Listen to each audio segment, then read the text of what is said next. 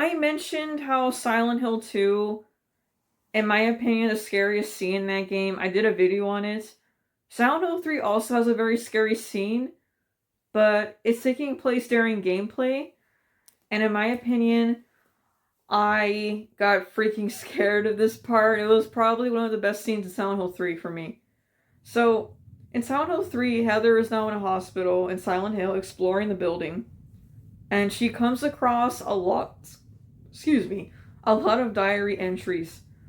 And what makes it terrifying is that wherever she goes, she finds an entry waiting for a new one. And they are being written by a man named Stanley Coleman. And he is in love with Heather. He's stalking her. He's even trying to convince her to take a doll that he leaves by a diary entry at one point. And what makes it very creepy is that Heather is 17 years old, a teenager. And this mystery man that we can't see, can't hear, is following, restalking her. And it goes on for a long time. The first time I played that part, I got terrified because I feel like that the writers, their intention here was to show how it feels like to be stalked. And poor Heather, 17 years old, she finds an entry like that, multiple, of a mystery man that wants her, is terrifying. Like, that really scared me so bad first time I played that part. And I really thought something was going to happen because it was a build-up. It was a fantastic build-up that scared the crap out of you.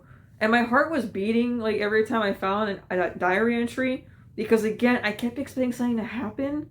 Like, maybe that after I was done with the entry, something was going to pop out and attack me. I kept thinking that was going to happen. Like, maybe a monster, a boss fight, something. But we get our answers in a way that I wasn't expecting, and it really scared me. So, there's a part that Heather gets a phone call from a locker. She opens it, answers the phone, and it's coming from this dude that's saying happy birthday to Heather. And she's like, who are you? But he's just continuing on. Then he tells Heather that he took care of somebody, and now his new name is Number 7. I was confused what he meant by that until I got to the basement of the hospital. So when you go to the basement of the hospital, there are fresh dead bodies under sheets in the morgue, which is not cool, and it scared me too the first time I got there.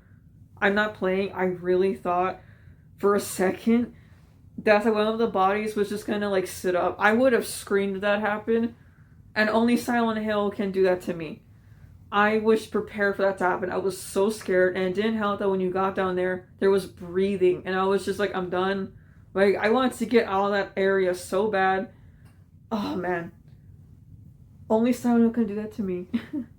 So Heather finds a body name that has the number 7. Guess what his name is? Stanley Coleman. So this mystery guy killed Stanley Coleman, but it makes you wonder, was Stanley still alive, or was he already dead? And maybe was this ghost following us the whole time? That's a scary mystery I don't like at all, because I really hope he was dead. I really hope he was already dead, because if it's a spirit, okay. That is easy to avoid. But if he was alive somehow, that is freaking scary. And that is what scares me the most about this part, is that I really hope Stanley was already dead. Because sure, a spirit following us it's scary, obviously, but it's like, damn. But a human that's alive stalking you is terrifying. And I really wonder if he was still alive before he got murdered by this guy. But it just leaves me with this eerie feeling, and I don't like it. It gets to me. But yeah, Silent Hill 3 is very awesome. This game, I have a feeling that the writers purposely did like all these crazy scenes like this because, again, Heather was 17 years old. Maybe they were trying to show the player how it feels like to be stalked, to be followed by dangerous people.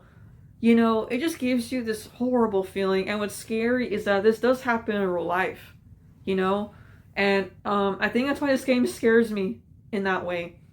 Because knowing that it does happen in real life, and I'm playing something like this, it just leaves you with this awful feeling in your chest. And again, Silent Hill. They are geniuses when it comes to writing. They know how to scare you, how to put fear in your soul. Like, only Silent Hill can really pull this off for me. Alright, guys, that's it for today. I'll see you with a brand new video very soon. Peace out.